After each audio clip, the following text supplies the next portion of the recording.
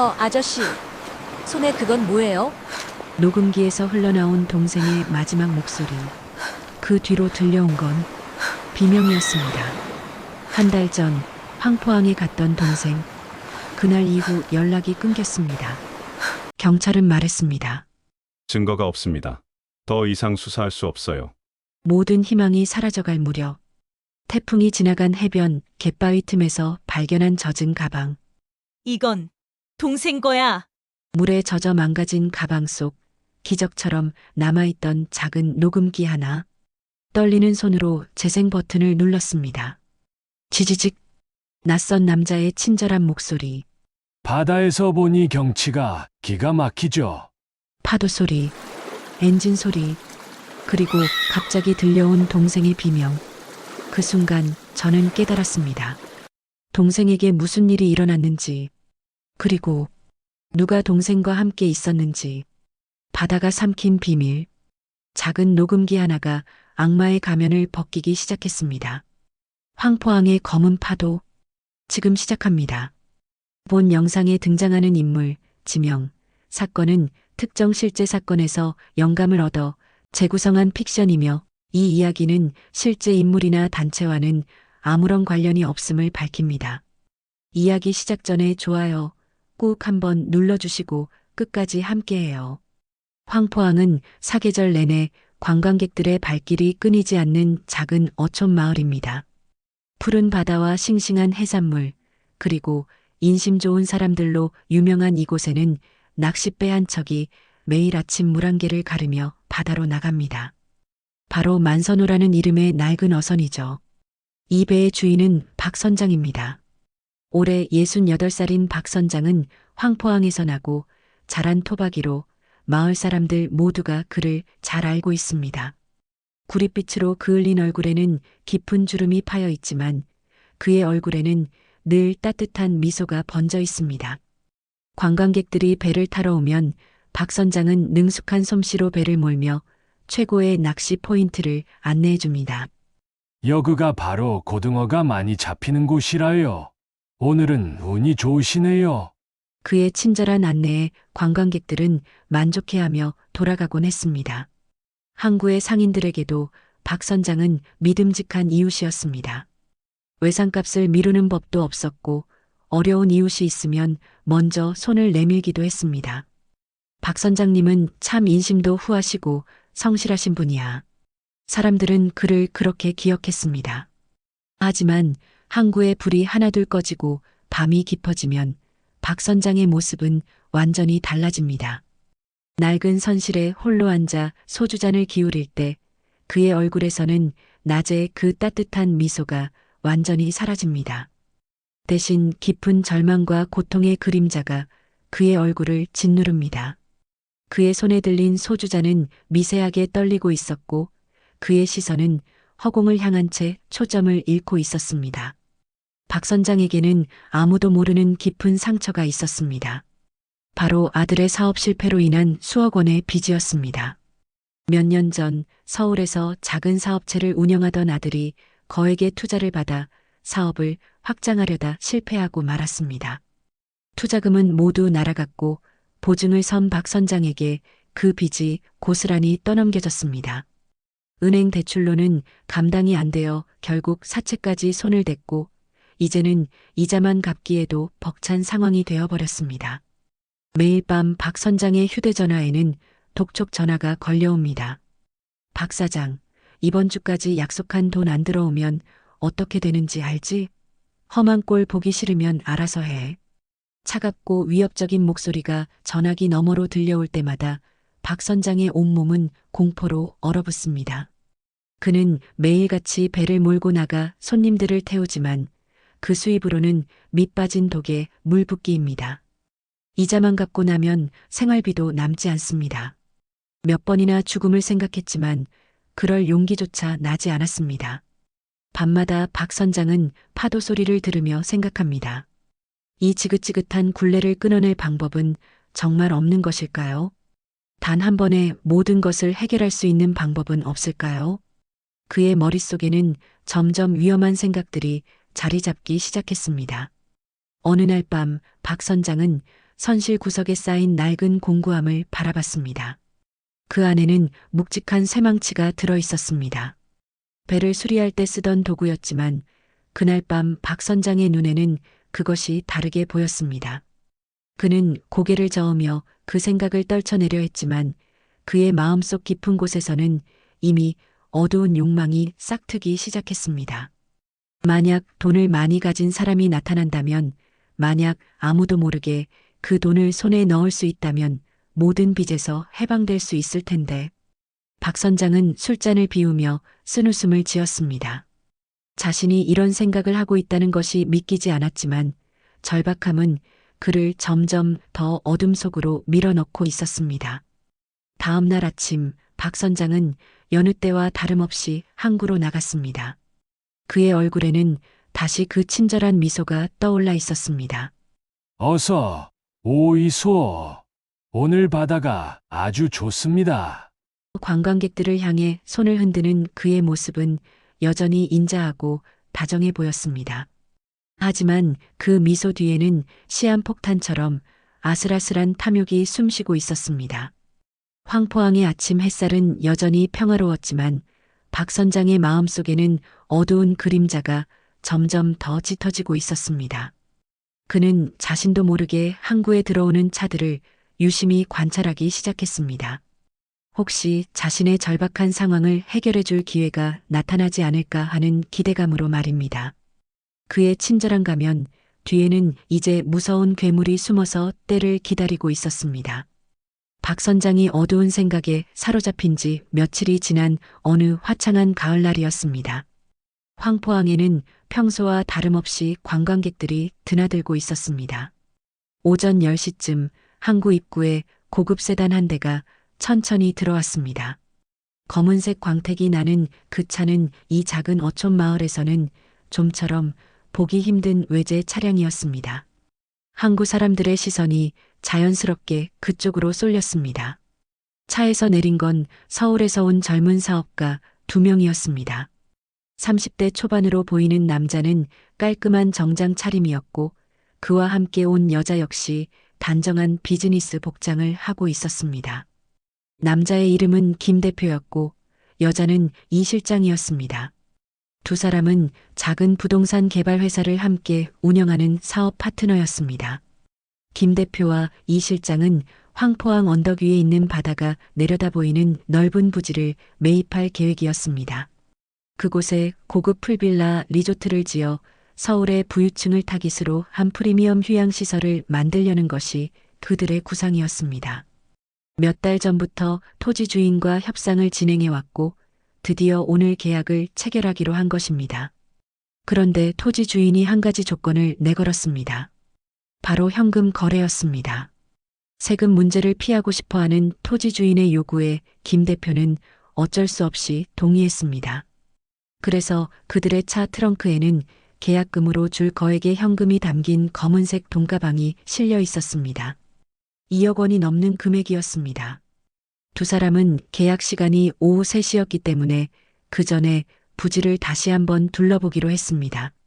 차를 몰고 언덕 위로 올라간 그들은 부지를 천천히 걸으며 미래의 리조트 모습을 그려봤습니다.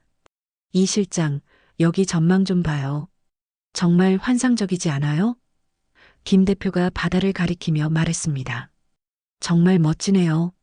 이 각도에서 보는 일몰은 정말 장관일 것 같아요. 이 실장도 감탄하며 고개를 끄덕였습니다. 그들은 한참 동안 부지를 둘러보며 건물 배치와 조경 계획에 대해 이야기를 나눴습니다. 그러다 문득 김 대표가 말했습니다. 그런데 바다 쪽에서 이 부지를 보면 어떨까요? 배를 타고 한번 나가보는 것도 좋을 것 같은데요. 이 실장도 그 제안에 동의했습니다. 좋은 생각이에요. 손님들 입장에서 바다에서 보는 리조트의 모습도 중요하잖아요. 두 사람은 다시 차를 몰고 항구로 내려왔습니다. 점심시간이 다가오자 그들은 항구 근처의 작은 해산물 식당으로 들어갔습니다. 식당 주인이 반갑게 맞이하며 자리를 안내했습니다. 두 사람은 회 정식을 주문하고 창가 자리에 앉았습니다. 식사를 하며 그들은 오후에 있을 계약에 대한 이야기를 나눴습니다. 김 대표님, 드디어 오늘 계약하시네요. 축하드려요. 이 실장이 웃으며 말했습니다. 고마워요. 이 실장님 덕분에 여기까지 왔죠. 오늘 계약금 치르고 나면 정말 한시름 놓겠어요. 김 대표가 안도의 한숨을 쉬며 답했습니다.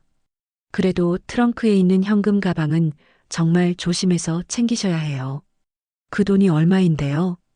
이 실장이 걱정스러운 표정으로 말했습니다. 알아요. 계약 장소까지 가는 동안에는 차에서 한시도 눈을 떼지 않을 거예요. 김 대표가 진지하게 대답했습니다. 바로 그때 옆 테이블을 지나가던 박 선장이 그들의 대화를 우연히 듣게 되었습니다. 박 선장도 점심을 먹으러 같은 식당에 들어온 참이었습니다.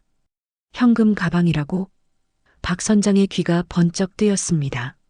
그는 자리에 앉으면서도 옆 테이블의 두 사람을 힐끗힐끗 쳐다봤습니다. 서울에서 온 젊은 사업가들, 고급 세단, 그리고 트렁크에 있는 현금 가방. 박 선장의 머릿속이 빠르게 돌아가기 시작했습니다.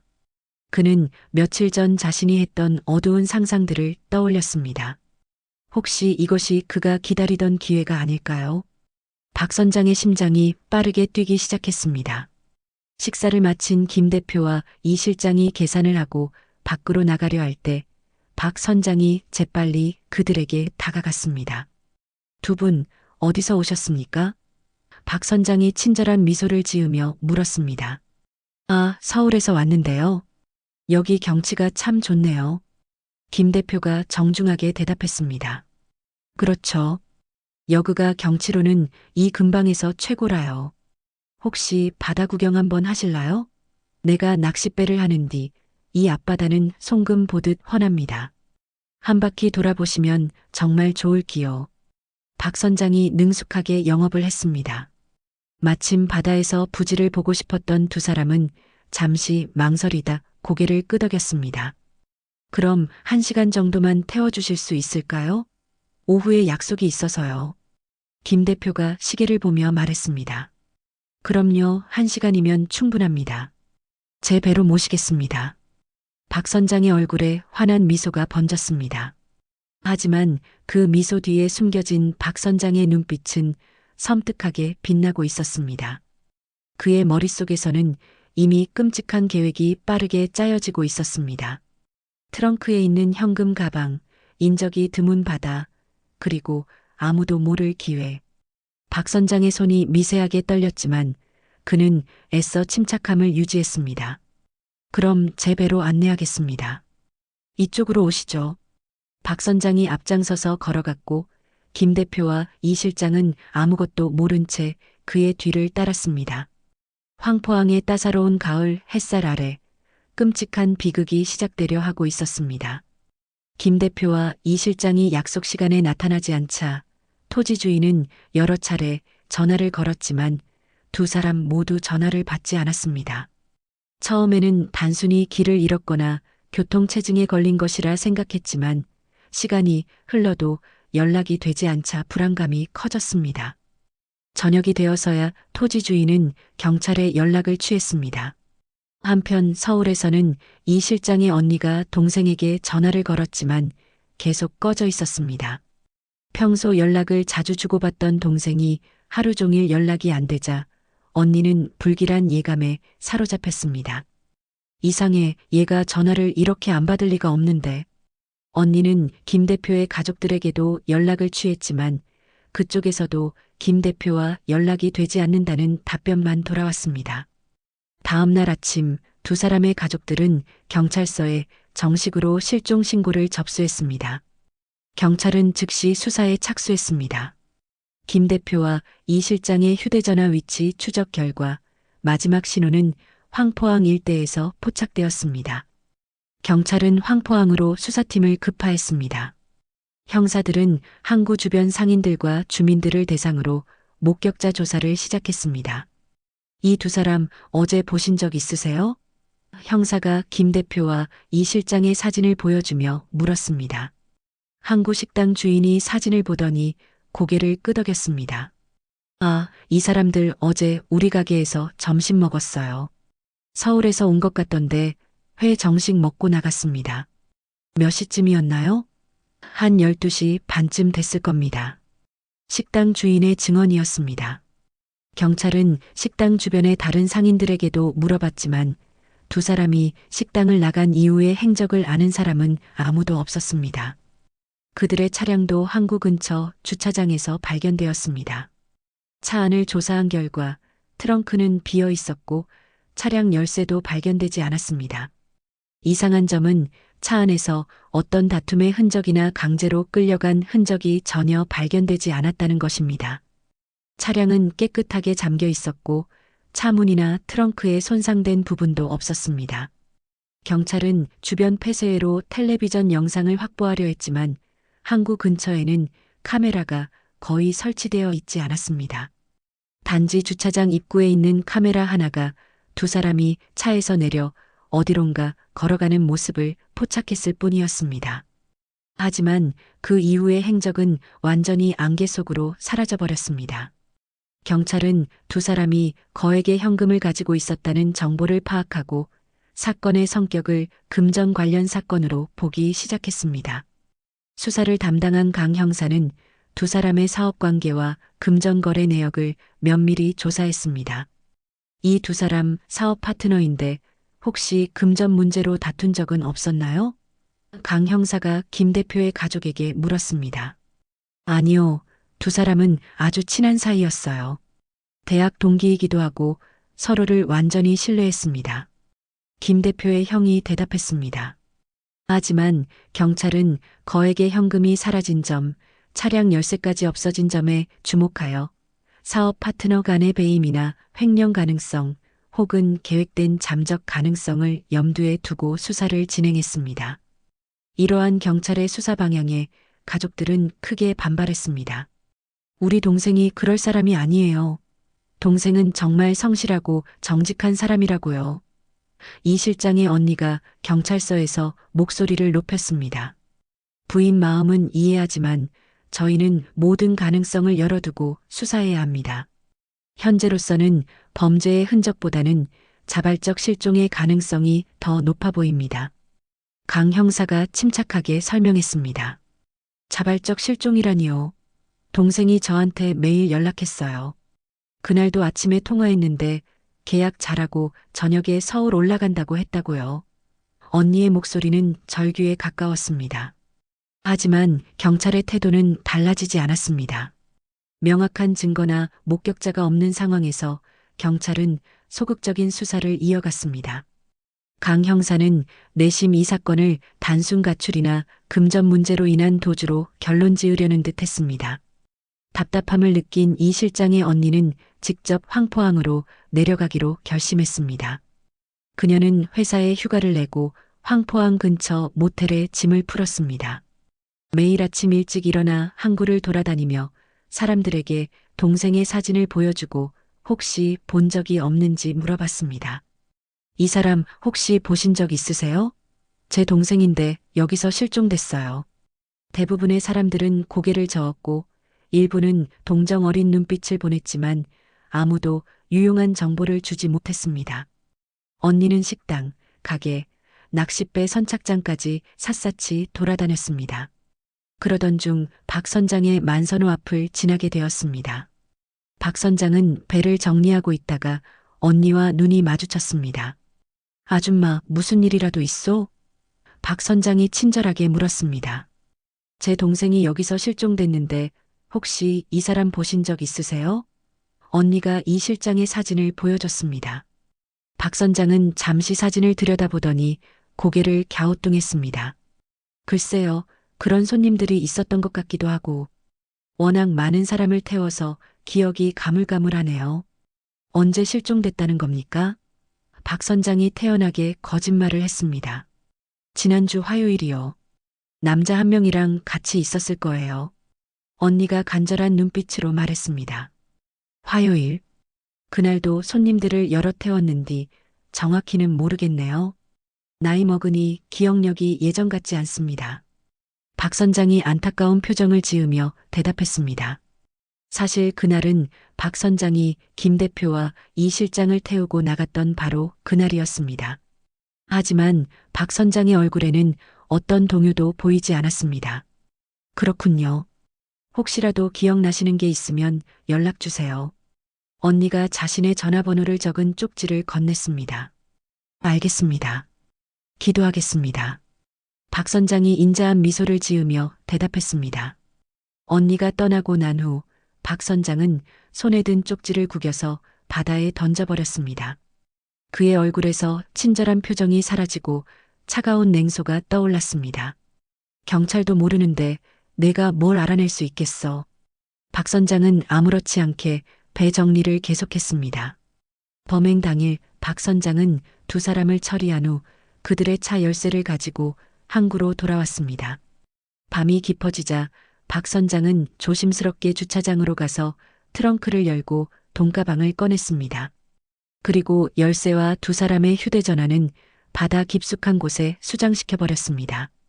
완벽한 범죄였습니다. 아무도 의심하지 않았고 증거도 남기지 않았습니다. 한편 언니는 항구를 돌아다니며 계속 수소문했지만 아무런 단서도 찾을 수 없었습니다. 날이 갈수록 그녀의 얼굴에는 지침과 절망의 그림자가 짙어졌습니다. 경찰의 무능함, 아무것도 기억하지 못하는 사람들, 그리고 감쪽같이 사라진 동생. 모든 것이 그녀를 절망의 구렁텅이로 밀어넣고 있었습니다. 그녀는 매일 밤 모텔방에서 동생의 사진을 보며 눈물을 흘렸습니다. 언니가 꼭 찾을게. 무슨 일이 있어도 진실을 밝혀낼 거야. 언니는 이를 악물며 다짐했지만 현실은 너무나 냉혹했습니다. 황포항의 바다는 여전히 평온했고 박 선장은 아무 일 없었다는 듯 낚싯배 영업을 계속했습니다.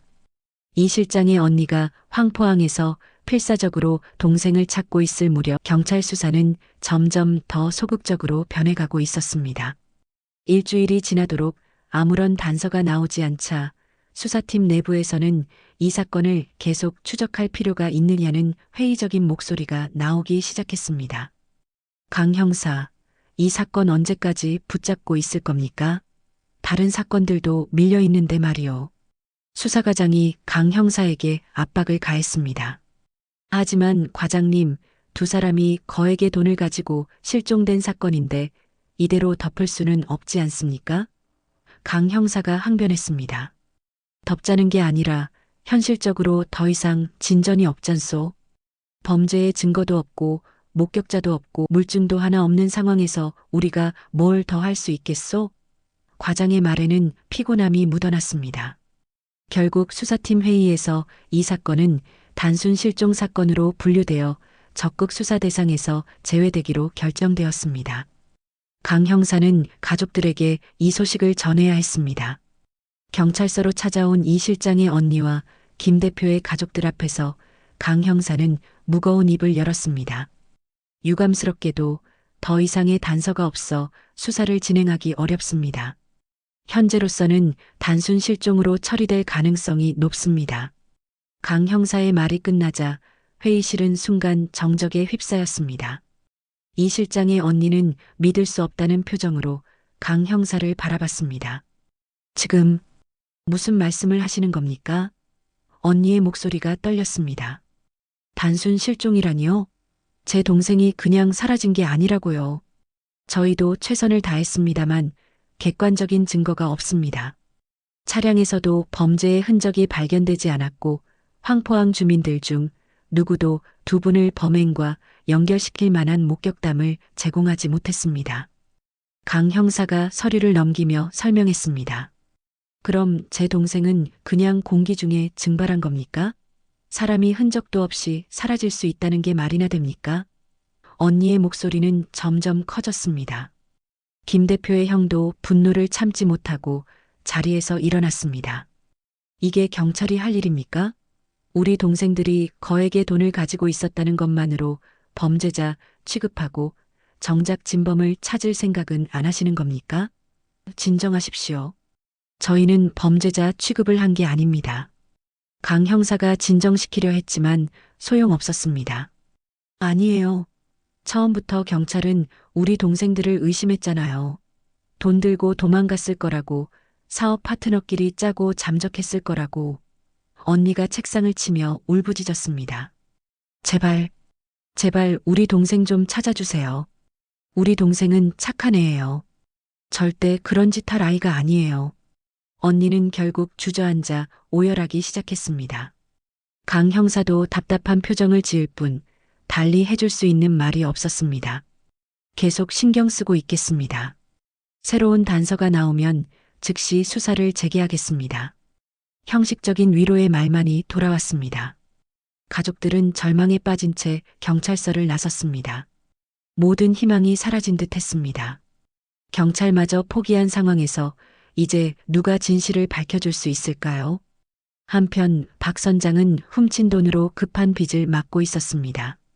그는 조심스럽게 조금씩 돈을 인출하여 사채업자들에게 갚아나갔습니다. 박 사장, 이번에는 제때 갚네? 어디서 돈이 생긴 거야? 사채업자가 의심스러운 눈초리로 물었습니다. 아이고, 친척한테 좀 빌렸습니다. 이제 천천히 다 갚아나갈 테니 좀만 기다려 주이소. 박 선장이 비굴하게 웃으며 대답했습니다. 사채업자는 더 이상 캐묻지 않고 돈을 챙겨갔습니다. 박 선장은 안도의 한숨을 쉬었습니다. 일단 당장 급한 불은 껐습니다. 하지만 마음 한구석에는 여전히 불안감이 자리 잡고 있었습니다. 혹시 누군가 자신을 의심하지는 않을까, 혹시 증거가 남아있지는 않을까 하는 두려움이었습니다. 밤마다 박 선장은 선실에서 홀로 술을 마시며 자신의 완전 범죄를 확신하려 애썼습니다. 증거도 없고 목격자도 없어. 경찰도 포기했잖아. 이제 안전해. 난 살아남은 거야. 박 선장은 중얼거리며 소주잔을 비웠습니다. 하지만 술을 마실수록 그날의 기억이 생생하게 떠올랐습니다. 김 대표의 비명소리, 이 실장의 애원하는 눈빛, 그리고 차갑게 식어가던 두 사람의 모습. 박 선장은 고개를 세차게 저으며 그 기억들을 떨쳐내려 했습니다. 어쩔 수 없었어. 나도 살아야 했다고. 나도 피해자야. 박 선장은 자신을 합리화하며 또 술잔을 채웠습니다. 하지만 그의 손은 미세하게 떨리고 있었고 그의 눈은 초점을 잃고 허공을 떠돌았습니다. 다음 날 아침 박 선장은 여느 때처럼 배를 몰고 나갔습니다. 관광객들을 태우고 바다로 나가는 일상은 계속되었습니다. 선장님, 여기 경치 정말 좋네요. 관광객이 환하게 웃으며 말했습니다. 그렇죠? 여기가 최고입니다. 박 선장도 친절하게 웃으며 대답했습니다. 하지만 배가 사건이 일어났던 그 바다를 지날 때마다 박 선장의 가슴은 철렁 내려앉았습니다. 저 깊은 바다 밑에는 두 사람의 시신이 가라앉아 있습니다. 박 선장은 애써 그 생각을 떨쳐내고 웃음을 지었습니다.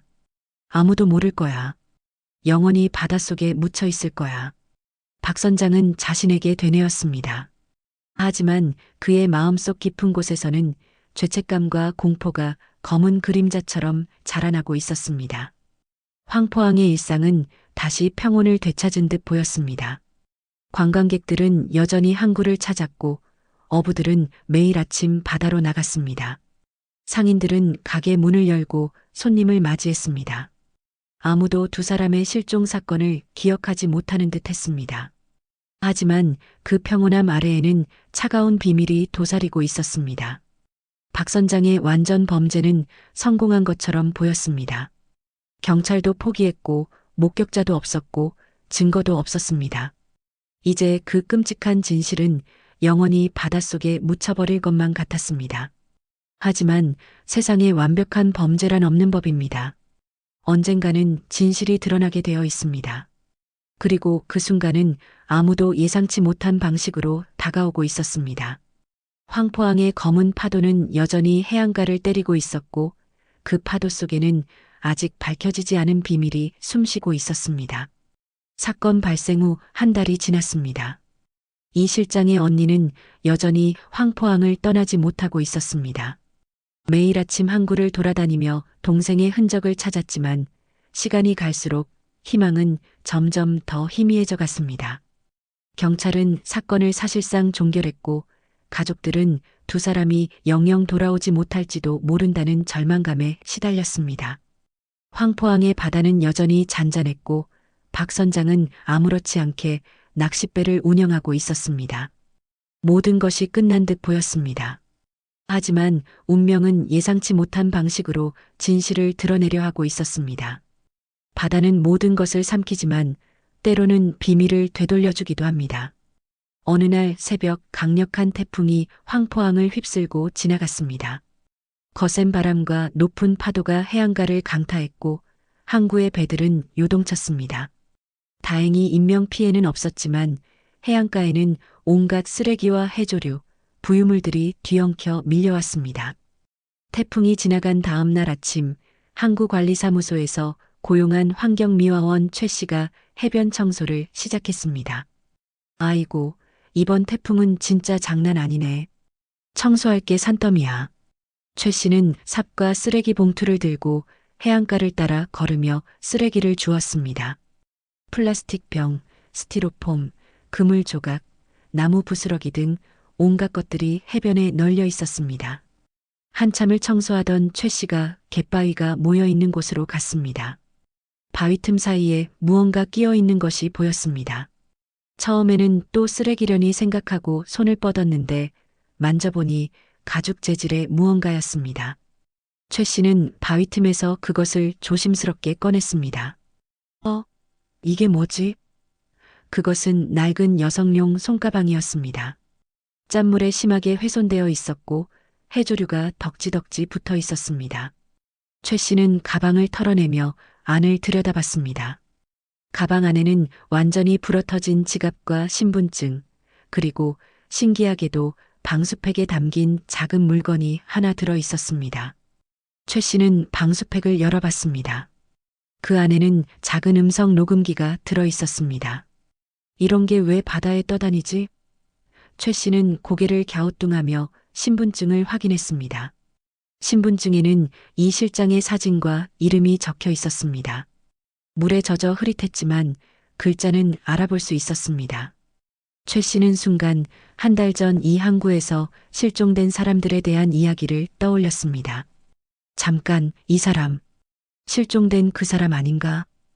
최 씨는 서둘러 항구관리사무소로 달려갔습니다. 소장님, 큰일 났습니다. 실종된 사람 가방 찾았어요. 관리사무소 소장은 최 씨가 가져온 가방을 보고 즉시 경찰에 연락했습니다. 1시간도 안 되어 강 형사가 현장에 도착했습니다. 강 형사는 가방과 그 안의 물건들을 꼼꼼히 살펴봤습니다. 이게 정말 이 실장 것이 맞나요? 신분증이 여기 있습니다. 최 씨가 손가락으로 가리켰습니다. 강 형사는 신분증을 확인하고 곧바로 이 실장의 언니에게 연락했습니다. 모텔에 있던 언니는 급히 현장으로 달려왔습니다. 이게 우리 동생 가방이에요. 언니는 가방을 보자마자 눈물을 터뜨렸습니다. 동생이 항상 어깨에 메고 다니던 가방이에요. 그날도 계약 때문에 중요한 서류랑 녹음기를 챙겨서 이 가방에 넣고 갔다고 했어요. 배에 탈 때도 분명 메고 있었을 거예요. 언니의 목소리가 떨렸습니다. 그런데 왜 이게 바다에? 강 형사가 가방을 자세히 살펴보며 말했습니다. 가죽 가방이라 물을 어느 정도 먹어도 완전히 가라앉지는 않았을 겁니다. 범인이 증거를 없애려고 바다에 버렸지만 해류를 타고 떠다니다가 이번 태풍으로 해안가로 밀려온 것 같습니다. 강 형사는 가방 안에 녹음기를 꺼내 들었습니다. 이건 뭐죠? 제 동생은 일 관련된 모든 대화를 녹음하는 버릇이 있었어요. 특히 계약처럼 중요한 일이 있으면 아침부터 녹음을 시작해서 하루 종일 기록으로 남겼거든요. 나중에 다시 확인하려고요. 언니가 떨리는 목소리로 설명했습니다. 그러니까 그날도 토지 계약이 있었으니까 아침부터 모든 대화를 녹음했을 거예요. 제발 그 안에 뭔가 있을 거예요. 복원해 주세요. 강 형사는 녹음기를 살펴봤습니다. 방수팩 덕분인지 외관은 그나마 괜찮아 보였지만 작동 여부는 알 수 없었습니다. 이 녹음기로 뭘 알 수 있을지 모르겠습니다만 강 형사는 여전히 회의적이었습니다. 제발요. 제발 한 번만 확인해 주세요. 우리 동생이 마지막으로 남긴 거라고요. 언니의 절박한 애원에 강 형사는 마지못해 고개를 끄덕였습니다. 알겠습니다. 디지털 포렌식 전문 업체에 의뢰해 보겠습니다. 하지만 바닷물에 오래 담겨 있었으니 복원 가능성은 낮습니다. 그래도 해주세요. 제발이요. 언니는 손을 모으며 간청했습니다. 강 형사는 녹음기를 증거봉투에 담아 경찰서로 가져갔습니다. 그리고 서울에 있는 디지털 포렌식 업체에 긴급 복원을 의뢰했습니다. 방수팩에 보관되어 있었고 메모리 칩이 손상되지 않았다면 복원 가능성이 있습니다. 하지만 시간이 좀 걸릴 겁니다.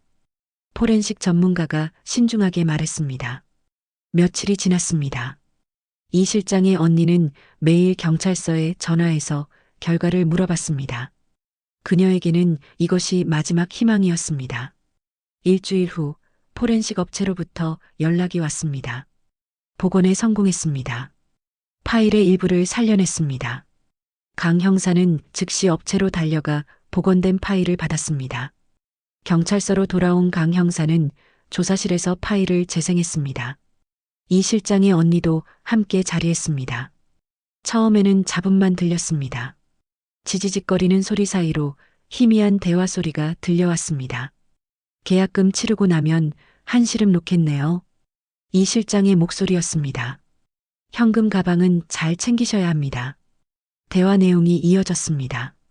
그리고 파도 소리와 함께 낯선 남자의 목소리가 들려왔습니다. 저기 보이는 곳이 바로 두 분이 보시던 땅입니다.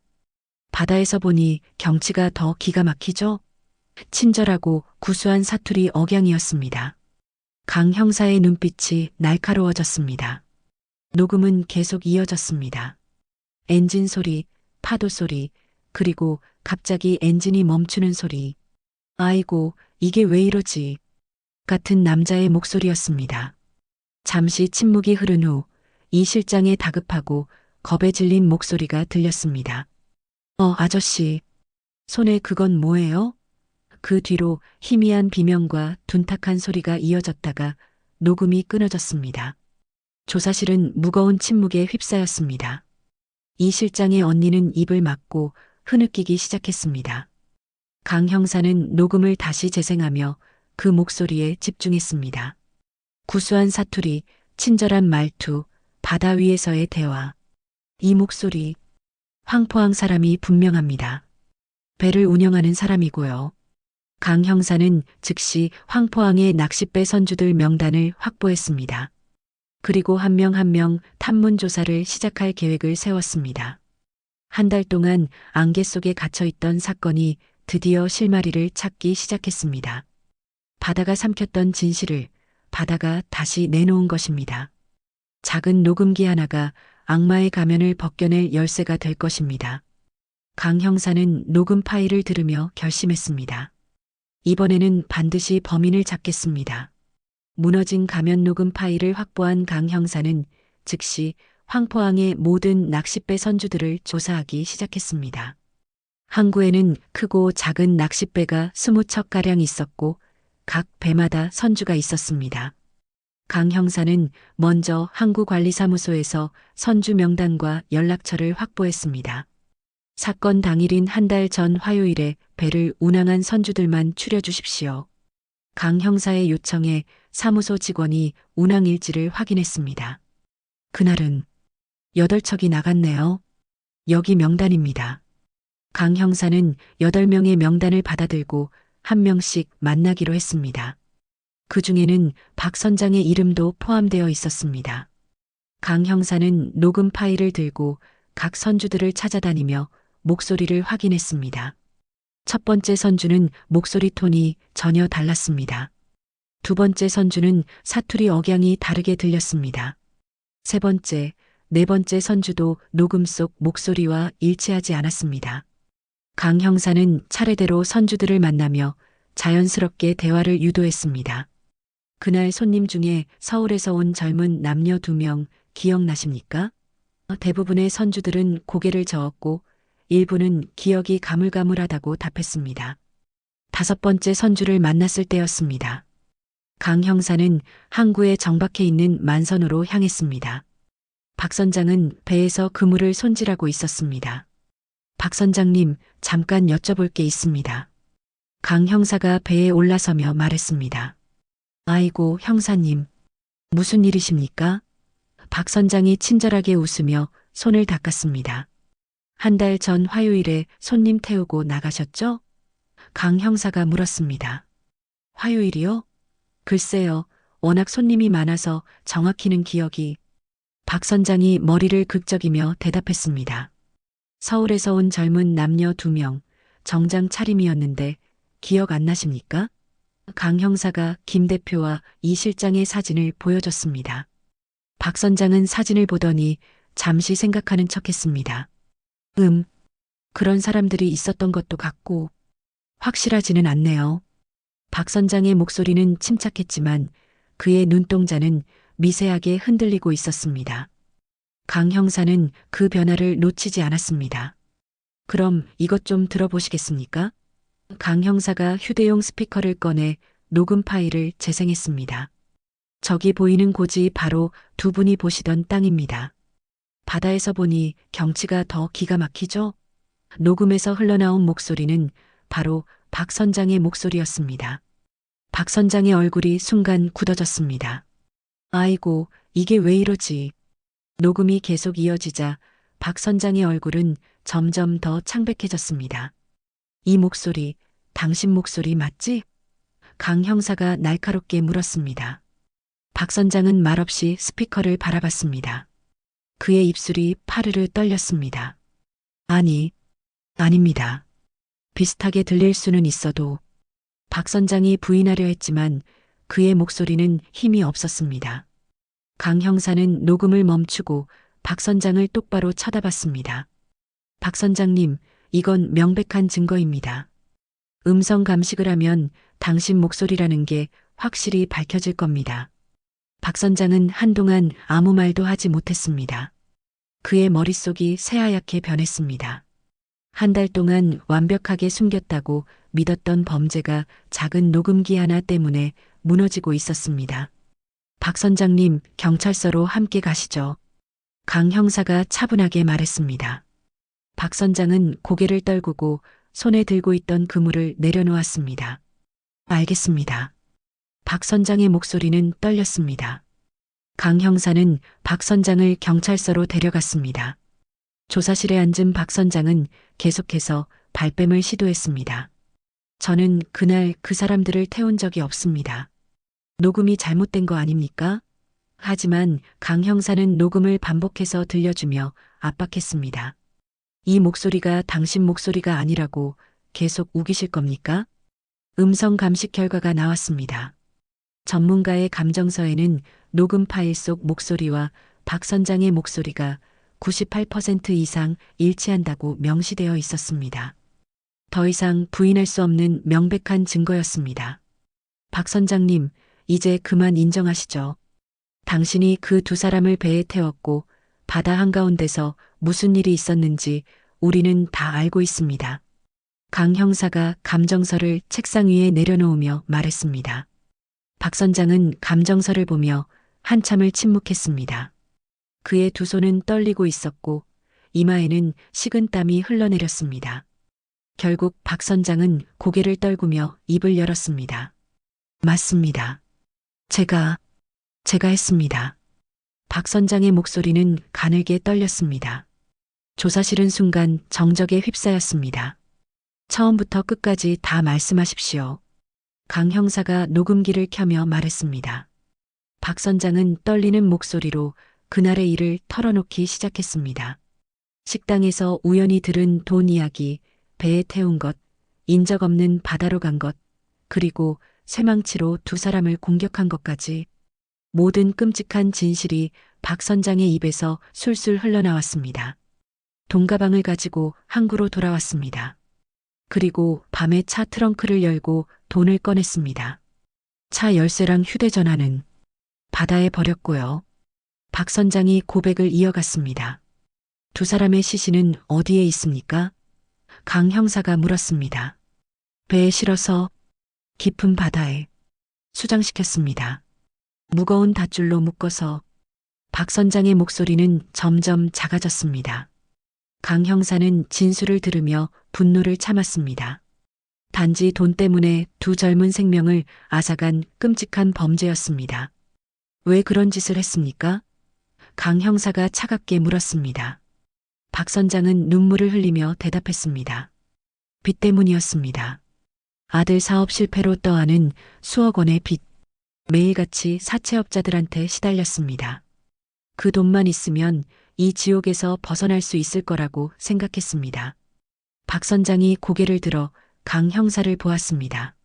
잠깐, 정말 잠깐 눈이 돌았던 것뿐입니다. 저도 사람인데, 박 선장이 흐느끼며 말했습니다. 선처를 부탁드립니다. 제발, 제가 미쳤던 겁니다. 하지만 강 형사는 냉담하게 고개를 저었습니다. 당신의 변명 어디에도 두 젊은 생명을 앗아간 것에 대한 진심 어린 참회는 없습니다. 박 선장은 결국 살인과 강도 혐의로 구속되었습니다. 소식은 곧 황포항 전체에 퍼졌습니다. 평생을 이웃으로 알고 지낸 박 선장이 끔찍한 살인범이었다는 사실에 마을 사람들은 경악했습니다. 믿을 수가 없어요. 그렇게 착하고 인심 좋던 사람은 정말 알 수 없는 거구나. 항구 사람들은 배신감과 충격에 휩싸였습니다. 박 선장의 친절한 가면 뒤에 숨겨져 있던 탐욕과 잔혹함이 만천하에 드러나는 순간이었습니다. 경찰은 박 선장의 진술을 바탕으로 바다 수색 작업을 시작했습니다. 며칠 후 깊은 바닷속에서 닷줄에 묶인 채 가라앉아 있던 두 사람의 시신이 발견되었습니다. 이 실장의 언니는 동생의 시신 앞에서 무너져 내렸습니다. 한 달 동안 찾아 헤맸던 동생을 이런 모습으로 만나게 되다니 슬픔과 분노가 뒤섞인 눈물이 끝없이 흘러내렸습니다. 박 선장의 재판은 사건 발생 석 달 후에 열렸습니다. 법정에는 피해자 가족들과 황포항 주민들 그리고 수많은 방청객들이 자리를 가득 메웠습니다. 박 선장은 수임복을 입고 고개를 푹 숙인 채 피고석에 앉았습니다. 그의 얼굴은 초췌했고 눈가에는 깊은 그림자가 드리워져 있었습니다. 검사는 박 선장의 범행이 계획적이고 잔혹했으며 피해자들이 아무런 저항도 할 수 없는 바다 한가운데서 일어난 비정한 범죄라고 강조했습니다. 피고는 단지 금전적 이익을 위해 두 젊은 생명을 무참히 살해했습니다. 이는 용서받을 수 없는 중죄입니다. 검사의 목소리는 법정 안에 울려 퍼졌습니다. 변호인은 박 선장이 오랜 빚에 시달리며 극도의 정신적 압박 상태에 있었고 순간적인 충동으로 범행을 저질렀다며 정상 참작을 호소했습니다. 하지만 재판부는 냉정했습니다. 피고인은 피해자들의 대화를 엿듣고 계획적으로 배에 태웠으며 인적이 드문 바다로 유인한 후 범행을 저질렀습니다. 이는 우발적 범죄가 아니라 계획된 살인입니다. 재판장의 말에 박 선장은 고개를 들지 못했습니다. 피해자 가족들의 진술 시간이 왔습니다. 이 실장의 언니가 증인석에 섰습니다.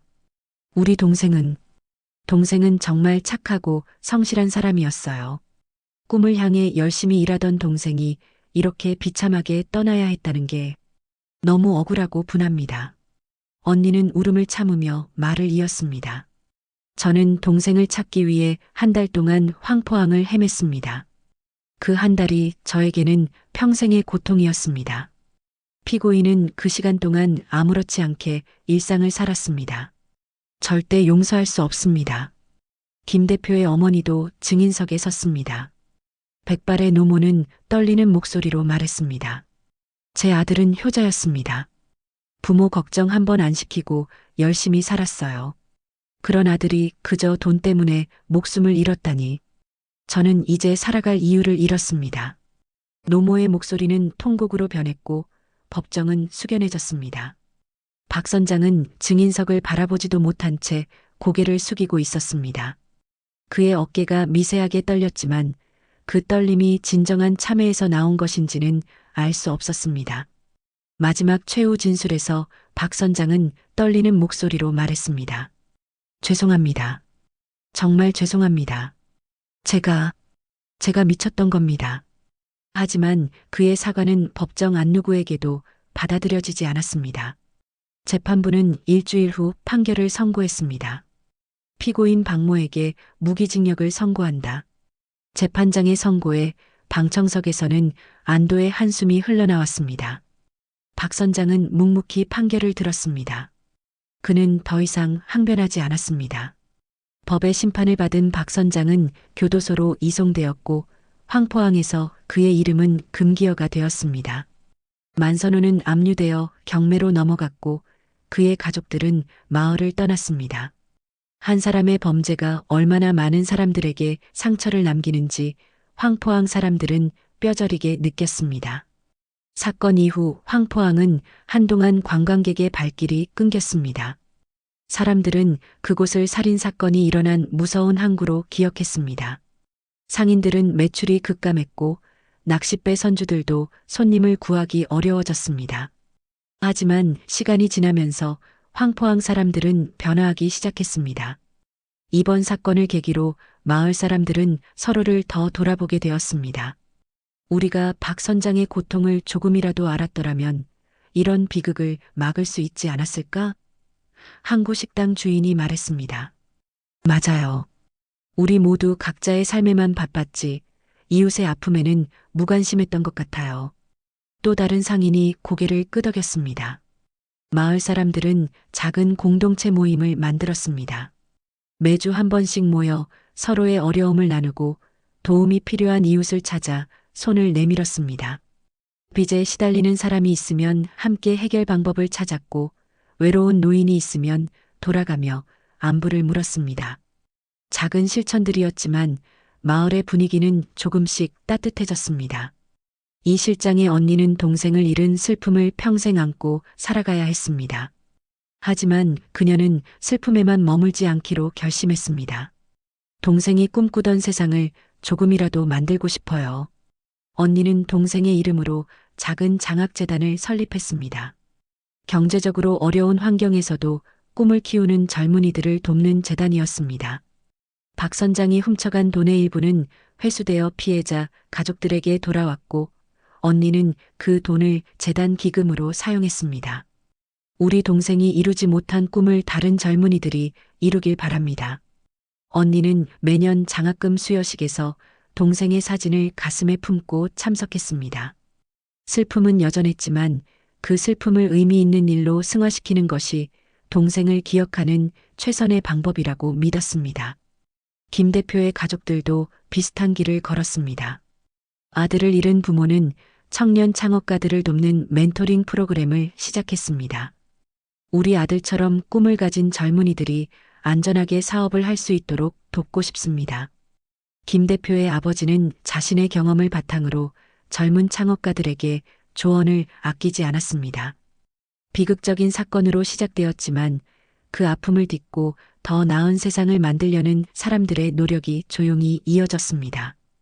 황포항에도 조금씩 활기가 돌아왔습니다. 사건 1년 후 마을 사람들은 작은 추모비를 세웠습니다.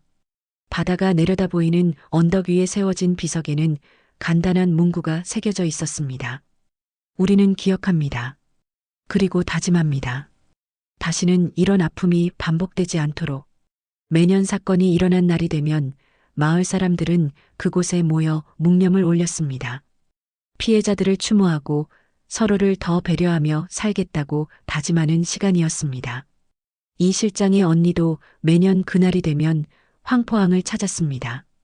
처음에는 고통스러웠지만 시간이 지나면서 그곳은 동생을 기억하고 위로받는 장소가 되었습니다. 언니 잘 지내고 있어. 내가 꿈꾸던 세상을 만들기 위해 열심히 살고 있어. 언니는 바다를 바라보며 조용히 속삭였습니다. 바람이 불어와 그녀의 머리카락을 쓸어넘겼습니다. 마치 동생이 대답하는 것처럼 느껴졌습니다. 황포항의 바다는 여전히 푸르렀고 파도는 해안을 부드럽게 어루만졌습니다. 검은 파도가 휩쓸고 간 자리에는 더디지만 분명하게 치유의 물결이 일고 있었습니다. 상처는 쉽게 아물지 않지만 그 상처를 기억하며 더 나은 공동체를 만들려는 사람들의 의지는 계속되었습니다. 황포항에는 다시 희망의 빛이 비추고 있었습니다. 황포항의 검은 파도 이야기, 여기까지입니다. 한 사람의 탐욕이 얼마나 많은 이들에게 깊은 상처를 남기는지 우리는 이 이야기를 통해 보았습니다. 하지만 동시에 그 아픔 속에서도 서로를 보듬고 일어서는 사람들의 모습도 함께 보았습니다. 우리 모두 각자의 삶에 지쳐 있지만 그럴 때일수록 옆을 돌아봐야 합니다. 이웃의 고통에 관심을 가지고 작은 손길이라도 내밀 수 있다면 이런 비극은 조금이나마 줄어들 수 있지 않을까요? 진실은 언젠가 드러나게 되어 있습니다. 바다가 삼켰던 비밀을 다시 내놓았듯이 말입니다. 그리고 상처는 시간이 걸리더라도 조금씩 치유됩니다. 우리가 서로를 기억하고 보듬어 준다면 말이죠. 오늘도 힘든 하루를 보내신 여러분, 부디 평안한 밤 되시길 바랍니다. 이 이야기가 여러분께 작은 위로가 되었다면 좋아요 버튼으로 마음을 전해주세요. 그리고 구독 버튼을 눌러주시면 앞으로도 우리 시니어 세대를 위한 감동적인 이야기들을 계속해서 들려드리겠습니다. 여러분의 이웃, 가족들과도 함께 나눠주시면 더욱 감사하겠습니다. 알림 설정까지 해두시면 새로운 이야기가 올라올 때마다 가장 먼저 만나보실 수 있습니다. 댓글로 여러분의 생각과 느낌도 들려주세요. 여러분의 한마디 한마디가 저에게는 큰 힘이 됩니다. 다음 이야기에서 또 뵙겠습니다. 건강하세요.